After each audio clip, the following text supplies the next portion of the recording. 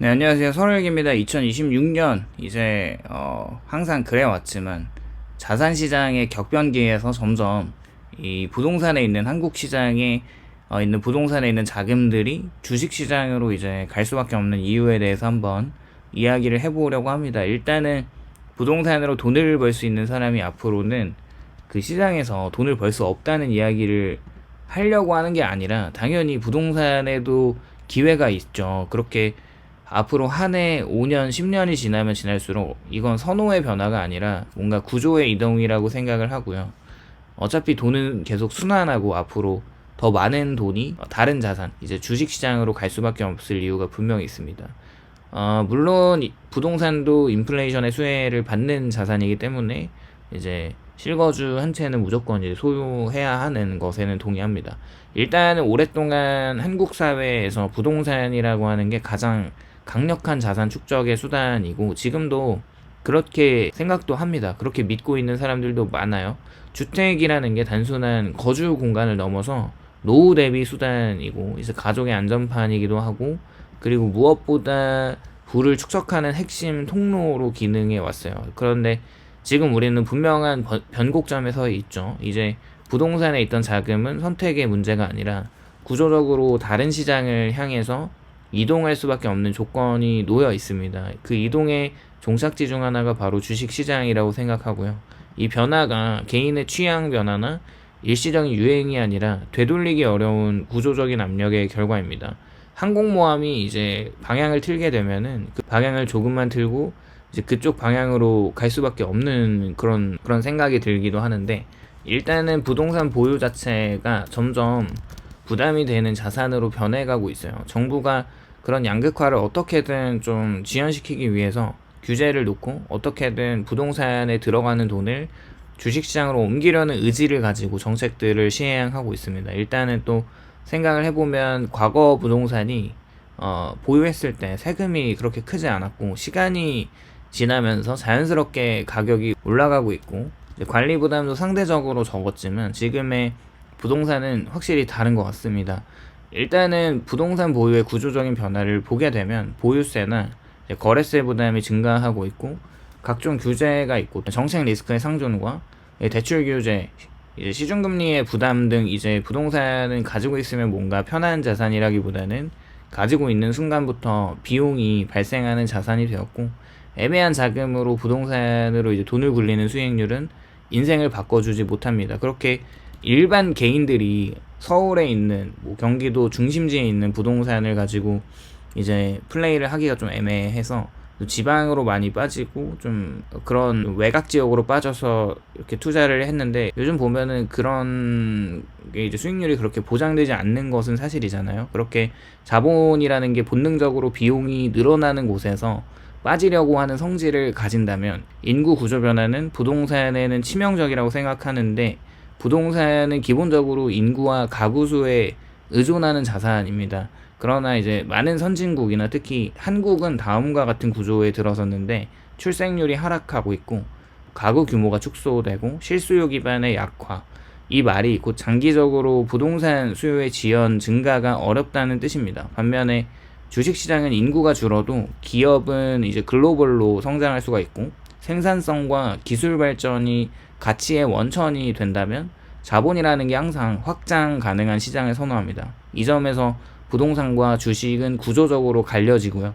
개인적으로는 앞으로 이런 부동산의 양극화가 정말 더 심해질 것 같다는 생각입니다. 많은 전문가들과 많은 개인들이 이에 동의를 하고 있죠. 서울 중심으로 돈이 쏠릴 것이고 이미 그 안에서도 플레이할 수 없다고 단념하는 젊은 세대들은 그냥 집을 안 사고 사지 않고 자산 배분을 하거나 주식을 꾸준하게 모아가는 선택을 하고 있어요. 지금까지 만약 인덱스를 추종하는 ETF를 꾸준하게 모아온 사람들이라면 분명히 이 길이 자산이 없는 사람들에게는 동아줄이고 더 맞는 방법인 거를 인정하고 또 그런 성공담들이 많이 있어요. 어쨌거나 부동산은 지역이 묶이고 주식은 전 세계로 연결이 되는데 부동산의 가장 큰 한계는 공간적인 고정성입니다. 특정 지역, 특정 규제, 특정 정책 등이 모든 리스크를 한 몸에 안고 있고요. 반면에 주식시장이라는 게 글로벌 기업에 투자할 수 있고 산업 단위로 분산이 또 가능하고 국가 간의 자본 이동이 또 자유롭습니다. 자본의 관점에서 보면은 부동산은 점점 닫힌 자산이 되어가고 주식은 열린 자산이 되어가고 있는 것이죠. 정부가 계속 주식시장을 밀어주는 이런 그 흐름을 또 살펴보면 이런 이유들을 생각해 봤을 때 점점 더 많은 유권자들이 이제 투표자들이 주식시장에 많아지고 있는 것이고 이 사람들을 더 이상 무시할 수 있는 단계가 아니기 때문에 그렇습니다. 물론 뭐 정치권에서도 부동산 카르텔이 존재하지만 그 자기만의 이익을 위해서 정치를 할 수는 없을 거예요. 분명히 유권자들의 득표, 투표가 중요하고 지지율이 중요하기 때문에 그 사람들을 무시하면 이제 항상 선거 때 이제 심판을 받게 되겠죠. 지금까지 그렇게 할 수 있었던 이유가 부동산 투자자들이 적지 않았던 이 과거 시기와 맞물리고 있고 현재는 분명하게 머니무브가 나타나고 있는 시점에서 점점 주식시장과의 정치의 상관관계는 더 높은 수치로 올라갈 것 같다는 생각을 해봅니다. 뭐 미국도 마찬가지로 이제 선거해에는 무조건 주식시장을 올려야지 그 이제 지금 집권한 정당이 선거에서 이기는 확률이 올라가는 것처럼 우리나라도 이런 기조를 피할 수 없습니다. 그렇게 어쨌거나 유동성 측면에서 부동산은 점점 불리해지는 것도 이유인데 부동산은 본질적으로 비유동 자산이고 사고 팔기까지의 시간이 굉장히 오래 걸립니다. 갭 투자를 하시는 분들은 지금까지 고생을 하고 있는데 이렇게 팔리기 전까지 유동할 수 없는 현금 때문에 정말 고생을 많이 하고 있어요. 그렇게 거래 비용이 또 크고 시장 상황이 나쁘면 사실상 묶인다는 이 구조는 불확실성이 커질수록 치명적인 단점이 될 수밖에 없습니다. 반면에 주식시장은 언제든지 현금이 가능하고요. 소액으로 분할 투자가 가능해서 상황에 빠르게 그 변화에 빠르게 대응할 수가 있다는 것이죠. 불확실성이 일상화된 시대에서 자본은 점점 유동성을 중시하게 됩니다. 이게 역시 자금 이동을 부추기는 구조적인 요인이고요. 또 고령화라는 게 자산의 현금 흐름을 중시하게 만드는데 고령화 사회에서 중요한 것은 이 자산의 명목 가치가 아닙니다. 그렇게 내가 가지고 있는 자산을 다 통틀어서 이 명목적으로 돈이 굉장히 많다고 해도 그것이 현금 흐름으로 나올 수가 없는 게 지금 그 의미가 없어요. 나이가 들면 그렇게 매달 들어오는 소득의 관리, 부담 없는 수익과 예측 가능할 수 있는 현금화. 그런데 이 부동산은 관리와 유지 비용이 계속 들어가고 또 공실과 임대 리스크가 있고 처분 시점이 자유롭지가 않아요. 그렇게 이런 단점을 상쇄해주는 주식 투자가 배당을 또 받고 분산 투자가 가능하고 점진적인 현금화, 이 모든 면에서 고령화 사회에 더 적합한 구조를 가지게 되겠죠. 그렇게 많은 5060 세대 분들이 부동산에 묶인 자금으로 인해서 노후에 현금 흐름이 막히고 이게 뭔가 돈이 돌지 않으면은 피가 이렇게 돌지 않는 것과 비유가 되는데 그게 딱 맞습니다. 그렇게 어쩔 수 없이 일을 해야 하는 구조적인 어려움을 겪는 것을 사람들이 지금 목도하고 있고 이것을 극복하기 위해서는 주식 투자가 건강한 흐름이라고 생각을 하고 있습니다. 물론 뭐 이제 사고 팔고 이제 단타로 뭔가 개별주 뭐 급등주 올락타고 이제 뭐 비투를 하고 레버리지를 막 엄청 땡겨서 쓰고 선물해서 이렇게 뭐 100배, 뭐 25배 뭐 이런 식으로 레버리지를 하다가 파산되는 이제 마진콜 나는 그런 거 말고요. 결국에 이렇게 조금씩 주식을 계속 모아가는 이런 건강한 투자를 말하는 겁니다. 결국 은퇴 이후에는 사용성을 고려하면서 이동할 수밖에 없고요. 앞서 말한 정책 환경이 점점 금융자산을 중심으로 이동하고 있어요.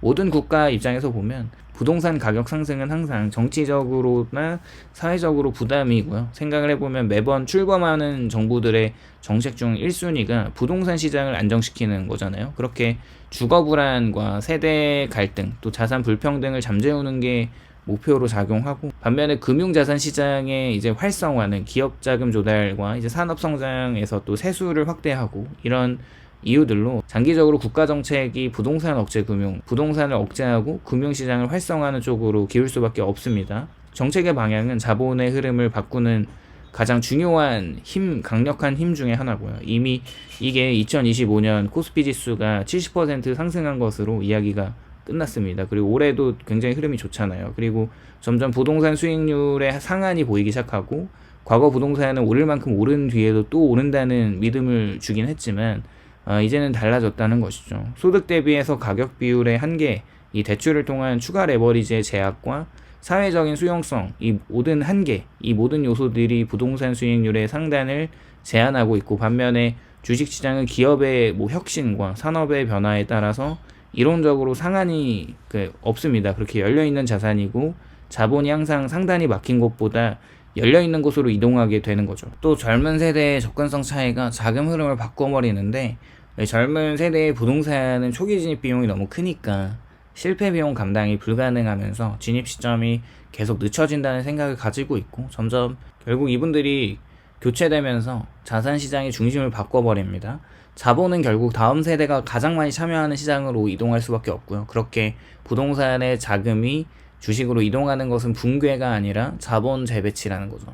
이 흐름은 부동산의 완전한 몰락을 또 의미하지 않고, 실거주 자산으로서의 부동산, 특정 지역 그리고 특정 용도의 가치, 이것들은 여전히 남아있긴 합니다. 다만 변화하는 것은 잉여 자본이 머무르는 곳이라고 했을 때, 이 잉여 자본은 더 유연하고 더 확장 가능하면서 관리하기 쉬운 시장을 선택하고요. 그리고 그 조건은 점점 주식시장에 유리하게 작용하겠죠. 결론적으로 자금 이동은 감정이 아니라 구조의 결과인 것 같아요.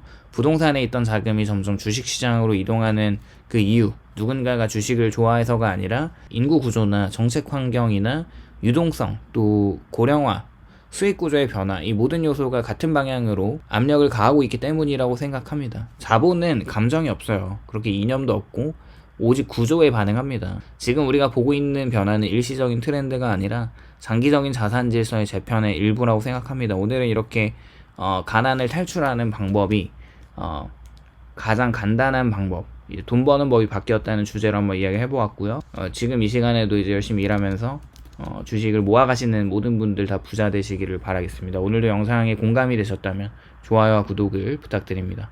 감사합니다.